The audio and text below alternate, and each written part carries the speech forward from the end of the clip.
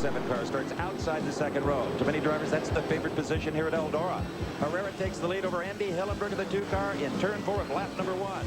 Herrera builds a tremendous 20-car length lead until all of a sudden he comes upon lap traffic 5 laps in. This gives Andy Hillenberg from Oklahoma a chance to close that gap. There's that 2 car. Herrera tenaciously hanging on until he slides way out, just about loses it. Hillenberg closes the gap, but Herrera pulls away.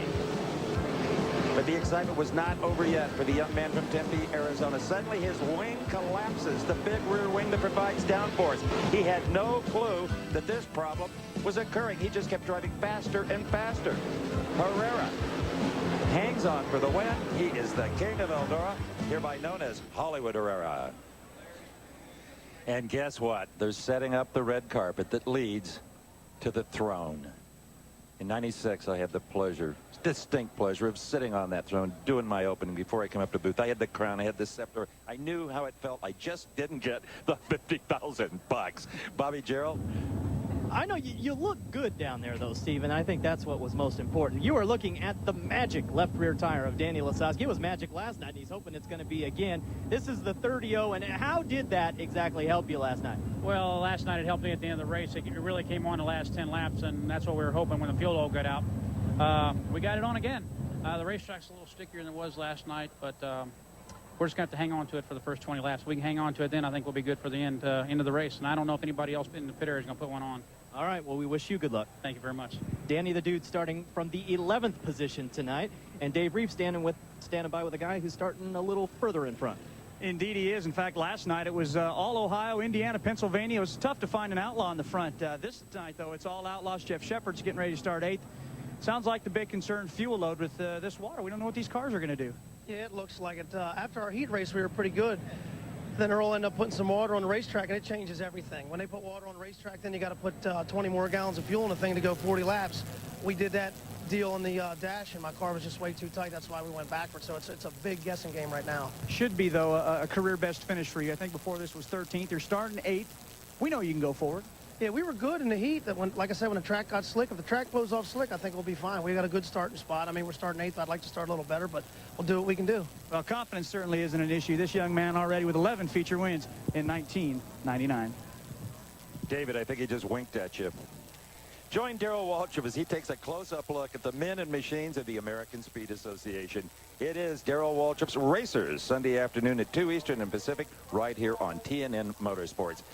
Now, Rosberg, Ohio is not nowhere, but you can see nowhere from here. There are no accommodations. You got to camp out if you want to do it right. Bobby Gerald, better luck. The Eldora Speedway could also be known as Earl's Acres. And during King's Royal weekend, what is usually barren fields turns into a 68-acre camping community. It is just mushrooming into one of the biggest things in dirt track racing right now. You just need to look at the campers here in the parking lot. This is the 5th annual Jim Overpeck party here at Eldora. We'll get up probably about 10, 11. You know, time to get a shower and get back to the races. The luxuries of home are all there. Food, showers, and beverages.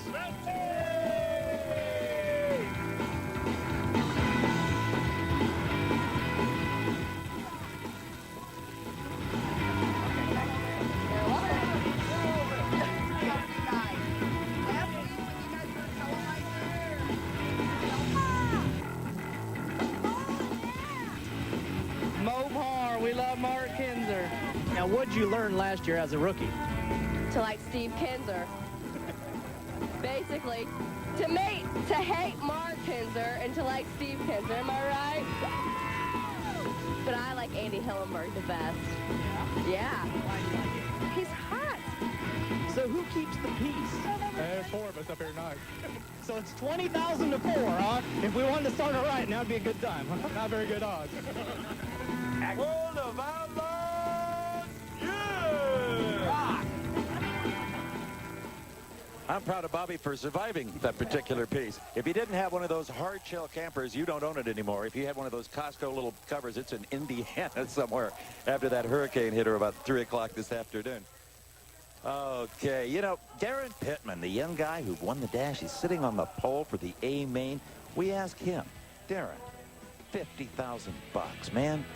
What does a guy your age do with that kind of cash? Probably have to buy some sort of a sports car, you know. As young as I am, I'd like to have, you know, who knows, $50,000 wouldn't quite cover what I'd like to buy, but I could put a pretty good chunk in a Viper or something to cruise along on an off day and have a good time. TNN, and we are back. Giving me goosebumps all over again. I'll tell you, that was a tremendous night that I'll never forget. That's my wife, Lori, my daughter, Brittany, my older daughter, Brandy, and there's Braden jumping up to look up to see where I'm at. You really wanted to get on the gas with those hand controls, didn't you? But you couldn't. Well, they watered the track, getting it better for the A main, and it was pretty greasy. I was a little disappointed I couldn't go a little harder, but at least I didn't put it in a wall or something like that in front of everybody. So it was a good night. Could you hear the cheer of this Eldora crowd over the sound of that motor? No, but I could see everybody hanging through the fence, giving me the thumbs up, and the flashes going off, and it was an awesome, awesome feeling. And everywhere I go across the country, people, you know, comment on that night, how good it was, and it was a one-shot deal, and I'm retired now. A past winner here at Eldora. Let's go down to Bobby Gerald in the pits. Steve, you know, in its infancy, the Mopar Sprint Car program was headed up by Gary Stanton. Now, he's still a very integral part of the program, but Gary, it has come a long way, and the numbers speak for themselves. 16 wins on this season, and we're getting ready for the Kings Royal Feature event here. Your thoughts as we get set? Well, you know, we've spent about 3 years trying to develop a motor that didn't exist, and after 3 years of development, we're finally showcasing what we thought was going to be the premier motor for the next generation of engines. And we're very happy with it. It's performing well. It has good reliability, and we're looking for a big win tonight. Gary Stanton won the Kings Royal in 1987 with Jack Hodenschild. Tonight, it's Mark Kinzer behind the wheel of the 5M. Mark, we've heard all about the pressure, and it's almost time to saddle up here. How are your nerves? We're kind of calmed down now. We've had a little bit of time. I could watch the B main, check out the different lines on the track. The track's maybe the best race we'll ever see tonight, right here at the Kings Royal. Good luck to you, Mark. Thank you very much. Mark Kinzer, Dave Reef finished 5th in 1989. That's his best Kings Royal finish ever. Could be tough tonight. 40 laps a long way, and that's exactly what Rocky Hodges is counting on. Hey, another one of Junior Holbrook's cars, so he's well represented tonight, right? Well, it seems like I'm the only one. Dean had a little bit of trouble out there in the A, so we're going to have to try to do as good as we can for him. Him and Janet Holbrook have given me a really good race car and give me everything I needed, so it's up to me now. And how about it for Rocky Hodges? This will only be his 18th start this year. And a quick little note for you, we saw Tyler Walker struggle to get out of the B. Well, provisionals are the case tonight, and Tyler Walker will take his Aircept 35 out. That means 27 cars now getting ready to start for 50G. Good thing it's a big, wide racetrack. A thumbs up from the kid from California. He'll be fun to watch from the back. Hey, don't forget tomorrow it's Inside NASCAR on TNN. They'll take a look at how NASCAR teams cope with the heat. Plus, you'll see profiles of Ron Hornaday and Randy LaJoie. Tune in tomorrow morning at 10 Eastern and Pacific right here on TNN Motorsports. Well, we're counting down to the A. The fans breaking their signs out. A lot of the youngsters for Tyler Walker. You hear some of the ladies rooting for Steve Kinzer. And an awful lot of variety in the top 10 up front. Stay with us. 1997. Steve Kinzer takes the lead off the restart. And what a giant restart he had. This mile car working perfectly on this big half mile. Jack Houtschild's wing bench, just like Herrera's did the previous year. Houtschild looking for the same ending Herrera had the year before. He makes a full move through lap traffic and takes over second place, but not enough to pass Steve Kinzer. Kinzer, the king for the 4th time at Eldora. And he also mounted that throne we showed you in 84, 93, and 96. He's taken more money out of the Kings Royal than any other driver, way over about $300,000, counting the money he got in the top 10 on the races that he didn't win. And there is the 11 Quaker State car getting prepped for the, how do you like Kinzer's chances tonight? Pretty good, but you know, but you never bet against him. But no, I never. And you know, I interviewed Hodenschild earlier. Steve Kinzer said last night he bets it's going to be the top 3 rows, but Jack did start like 14th one time and win it. Steve can sure do it from where he's at. Well, he's won 9 A features this year, and as we said, he's a 4-time Kings Royal champion. Dave Reef. I'm down with Kenny Jacobs, who may not win the Kings Royal tonight, but I'll bet you one day this guy will. Enjoying the first year as owner-operator of your own machine. You've won a couple times here, so things are going pretty good. Yeah, things are going real good for us. This Kreiner engine, Eagle chassis, Goodyear cars, just been a fast race car all year. And we're kind of behind the 8 ball tonight. We didn't make it through our heat, and you don't get your time back in a B in this event. So we'll just have to work real hard. We're coming from 20th, and we'll just go as hard as we can go. Good luck tonight. Thank you. Well, the good news is that with Earl's big purse tonight, everybody who starts this race is at least guaranteed $1,200 to start. So that's a pretty good chunk of change, Bobby Joe.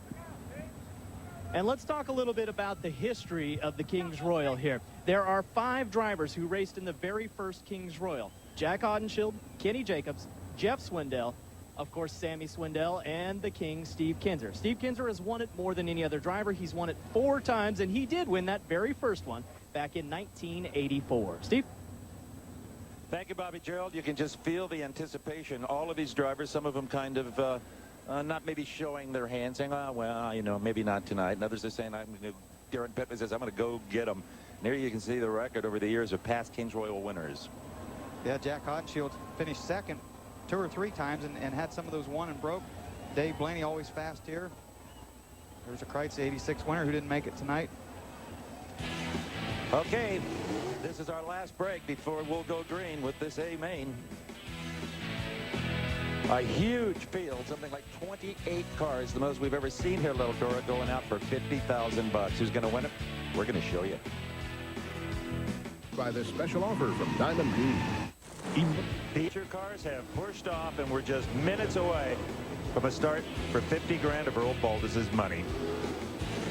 You know, most of these drivers were first exposed to racing by their fathers. Anytime we ask them, how'd you get into the sport, it's always, well, my dad. And Danny Lasowski is no exception. A very special relationship with his father.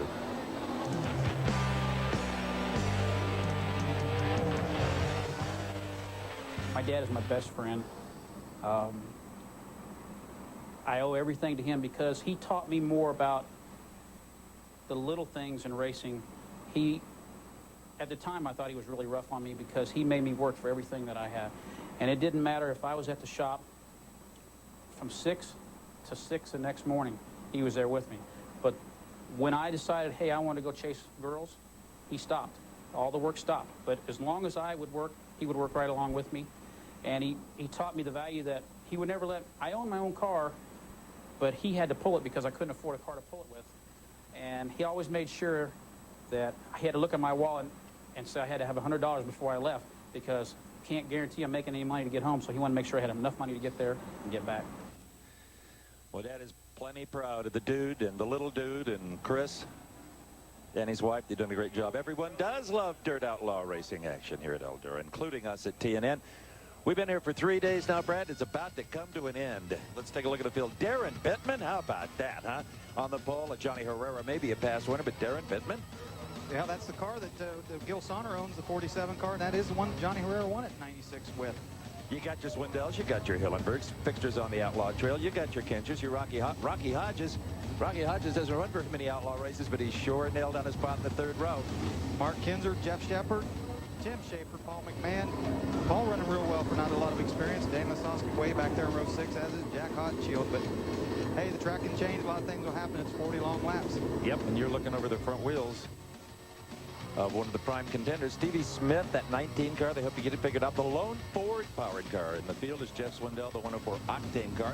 Dale Blaney, his brother's won it twice, but Dale a stranger to the throne here. Jim Neer, the 00 car. Wow, he was so impressive tonight.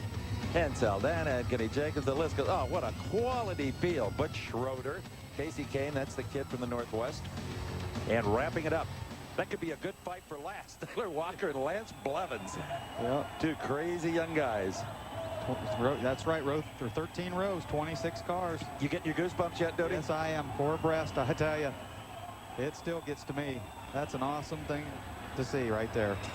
The traditional Pennzoil World of Outlaws salute to the crowd. And there's some members of this audience that maybe should just sit down and not try to stand up. They've apparently used up all their flash bulbs early, because normally at most racetracks it's just this light curtain, this wave of light. Not here. Maybe they all got worse away in the flood this afternoon. The little box cameras got all wet. I don't know. Let's go down to Dave Reeve. Well, guys, everybody loves milestones, and Andy Hildenberg is quickly coming to one as his current A main streak continues, hitting 490 97 tonight. So in just 3 more races, if things go well for Andy Hillenberg, he will hit number 500, Bobby Gerald. And Dave briefly compound, which tends to be on the harder side. We should look for Stevie Smith to come on late in the race.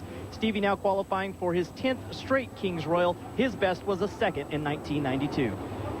And Brad, if you're back 9th, 10th, 11th, any further back than that, you got to hope for some yellows. You can't win this thing. Oh, absolutely. You're going to have the yellows at the right time. The Kings Royal is underway, presented by Mopar. Johnny Herrera was all over the back of Darren Pittman. They almost got together in turn number 1. The field stretches out. Good, safe, clean racing. Darren Pittman, the 47 car. Johnny Herrera, the 1BK car. Sammy Swindell, Steve Kinzer, Andy Hillenberg. What a beauty. Sure is. You know, I want to comment, Steve, on that deal with Andy Hillenberg. Some race papers reported that his streak was broken when he missed a show a couple weeks ago. Well, that was a preliminary race that he missed, and those don't count as a main event, so his streak is still intact. All right, what about Mark Kinzer? He's running back in the 6th spot in the Mopar car. There we see it. So Donnie Schatz's going around Kevin Gobrecht in the 93. That's the Amico car, Gobrecht. Schatz with the run right up on the back of Danny Lasowski. Oh, we got a car slow. Andy Hillenberg, turn 1. Andy Hillenberg has come so close to winning this race in years past and has got a problem. I don't think he hit anything, Brad. Oh, got a flat tire maybe? Well, no. He just kind of rolled up there to a stop. Maybe he's tired. He better not be tired yet. I don't think so. We were working lap 3 when this yellow came out for Andy Hillenberg, who always feels these immaculate black 2 cars with the red, white, and blue accents. Okay, the fans are on their feet for the cars and to get on TNN. We'll be right back. Gerald, what happened to the 2 car, Bob?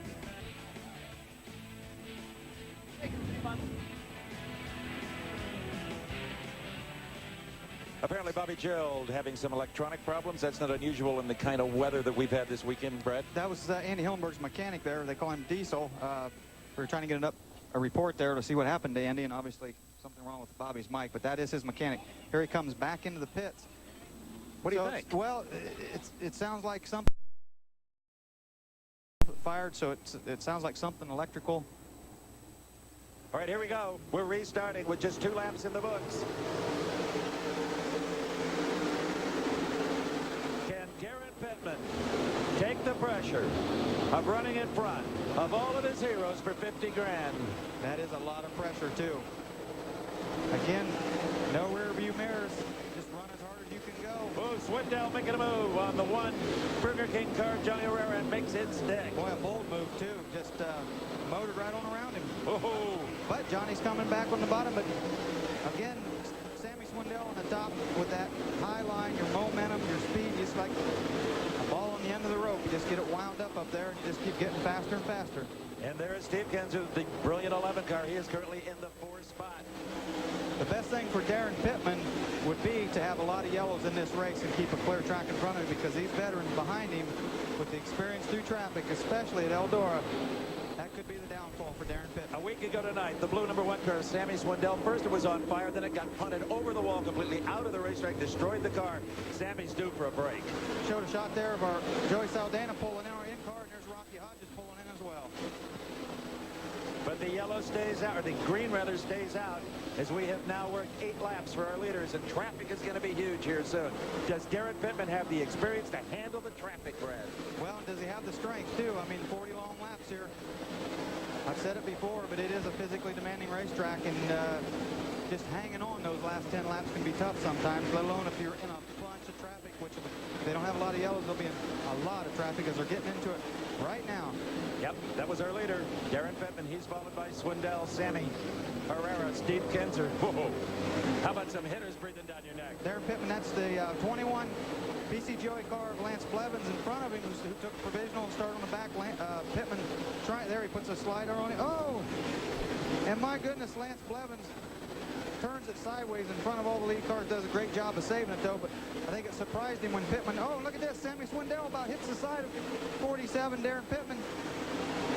Sammy driving there he possessed. goes. $50,000 to win. Wouldn't you drive possessed? I'll tell you what, these guys, they know what it pays. They know the dollar figures are there. The question with Swindell, will his motor stick together? We've talked about it. He's blown something like 18 engines I talked to Earl Gertie about that today. They run a lot of these guys running a magneto that retards the timing as the RPMs go up. It was retarding it too much. It was having a lot of valve trouble, breaking valves, things like that, burning head gaskets. They hope they have it figured out. But that experience of Sammy Swindell in traffic, he's driving away there as this Steve Kinzer drives it by Pittman. Swindell won this race back in 1997. Well, I said it, Steve, at Pittman in traffic, that was going to be the downfall because of his inexperience, and it's showing right now. These guys are just, the veterans are putting it to him. And who's behind at second? You'll see Steve coming through your picture there. This is the battle for third. 15 laps. This is lap 15 we're working. Herrera's past Pittman. And we've got a yellow. Tim Schaefer up in turn 4. Yep. Looks like a blown engine, a lot of smoke. And there's Craig Delansky in the 7 car rolling around turn 2. I don't know if he's just slow because he saw the yellow, but could be. It actually came out for Tim Schaefer up in turn 4. Yeah, the rookie in the 11 Vibrant car, his luck has run out as the engine apparently expired. Let's go down to Bobby Jarrell real quick, Bob. Well, we're down here. We've caught up with Andy Hillenberg, the driver of car number 2. And, Andy, I know this is a bitter disappointment for you to have such a good starting spot and have it in so soon. What happened? We're not sure. We had a failure somewhere. The motor died, and it wouldn't ever take fire. We had power steering, and we had fuel to it because there was fuel running out of the motor. But I don't know. It must have broke a camshaft or something. Oh, well, we had some hopes, but that's the way it goes sometimes. This racing's funny. Sorry to see him out. Andy Hillenberg's a tough customer, Steve. Andy Hillenberg, I don't know how he has that good an attitude after that kind of a disappointment, considering he started 4th on the outside of the 2nd row. This is not going to be a long caution period, so we're going to take a real quick break and come back to Eldora. With 16 laps in the books, we're just about ready to go green again. The Kings Royal for 50 grand. Bobby Jarrell, what happened to Tim Schaefer, the 11 car? Well, they're dropping like flies, and I hope you can see this is a serious engine blow up right here, Tim Schaefer. Sorry to see you out, man.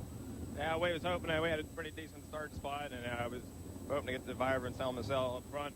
Just trying to take it easy, hold her position until it's a long race, and unfortunately, she threw a rod out, and that ends her night pretty quick. All right, tough luck. Sorry to see you out. We'll see you next time. All right, thanks, bud. Steve? Put a window in that aluminum block. Here we go. It's green with Sammy Swindell on the point.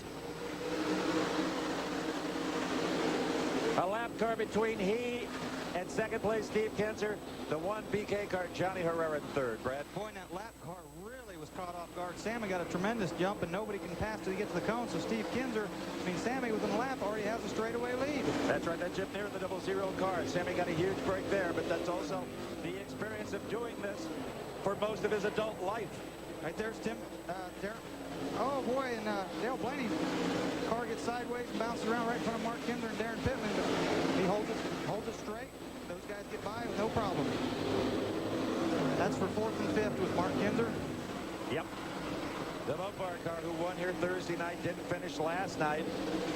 Right now he is ahead of Danny Lasowski, which means he'll earn more points if they finish this way. There's a battle for 2nd right there. Johnny Herrera in the 1 BK and Steve Kinzer in the 11.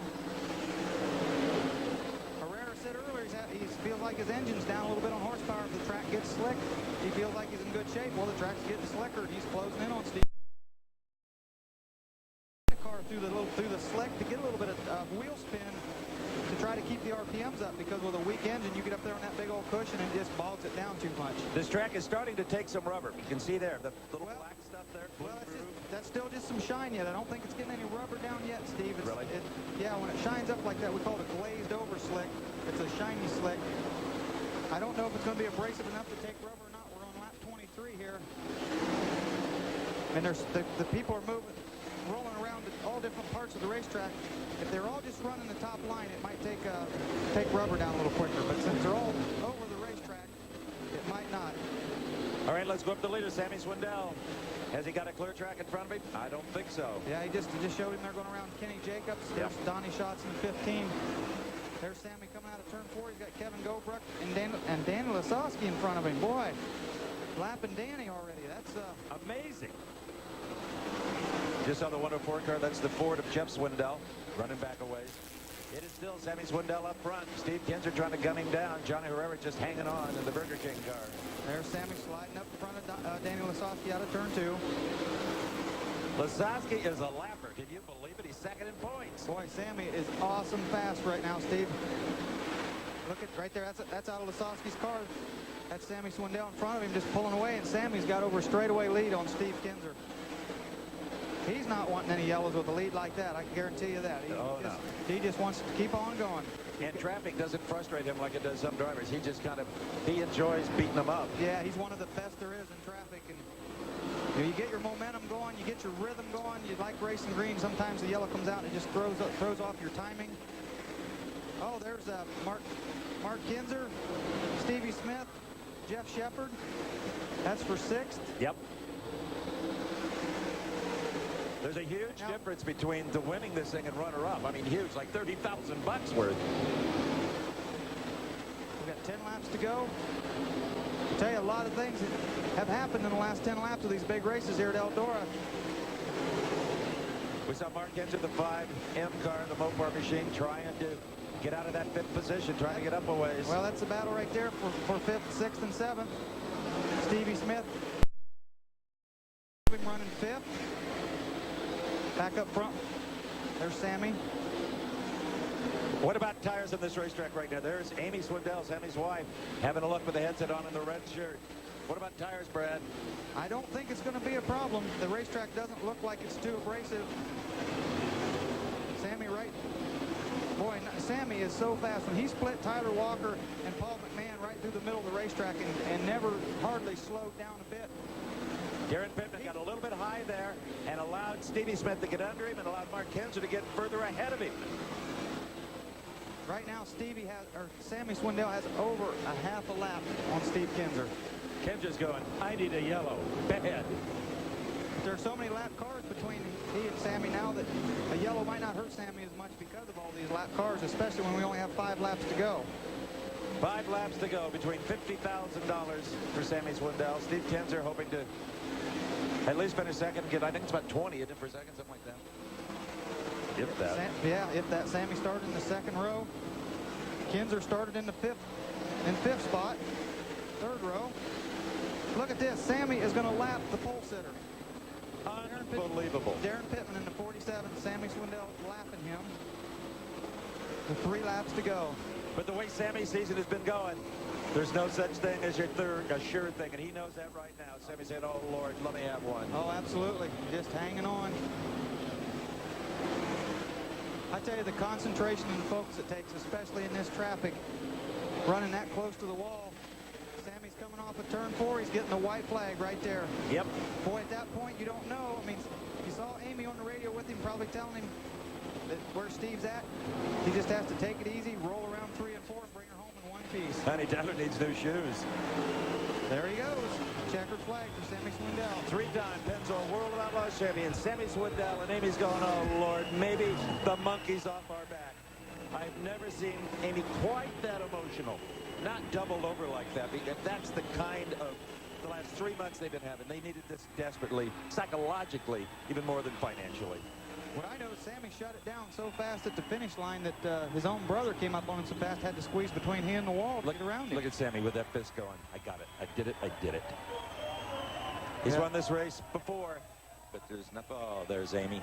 Such a sweet lady, has been so good to us. I know when I'm in the pits, and anything I need, Amy will get for you, boy. Yeah, that's Amy in the red. Yep. Red shirt. You need some aspirin, you need something to eat, a cookie, a hug. You can always get it. Amy Swindell, the Channel Lock car, #1 tonight. That was Glenn Stewart, his mechanic's wife there. They're giving each other a hug. Look at this. Sammy's going to make a backward parade lap.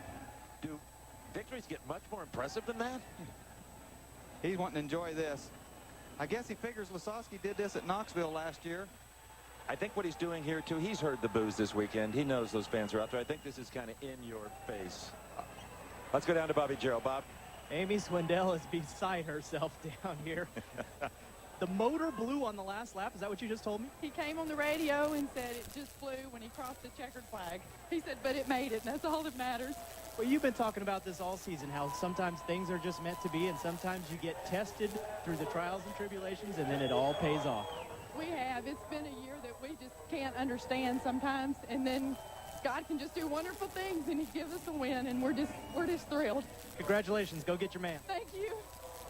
So had that fuse been 20 feet shorter, we might not be seeing Sammy Swindell. There's Amy's reaction as he crossed the line. She didn't care about the blown motor. They got 50 grand. Didn't build a couple of motors. We'll be right back. Do you suffer from low back or $1,000 in outlaw points? An extremely safe race. 1 yellow and 40 laps. The B ran almost caution-free. Brad Doty, it was all in all pretty good. Isn't this something that, you know, we've been talking about all the young guys, but the 2 veterans end up on top for the big money. And 5 outlaw drivers in the top 5. Let's go down to Bobby.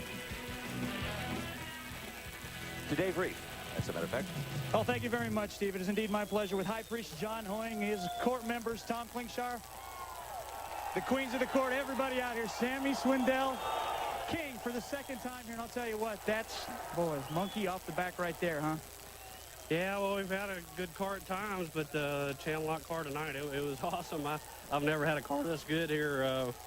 I was a little worried right there at the end. It seemed like we kind of got off a little bit, but you know, that thing just kept going. I just got to thank all the guys there on the channel lock team for sticking in there with us and working, you know, keeping a good attitude. And we've been busy. I mean, we were building rear ends and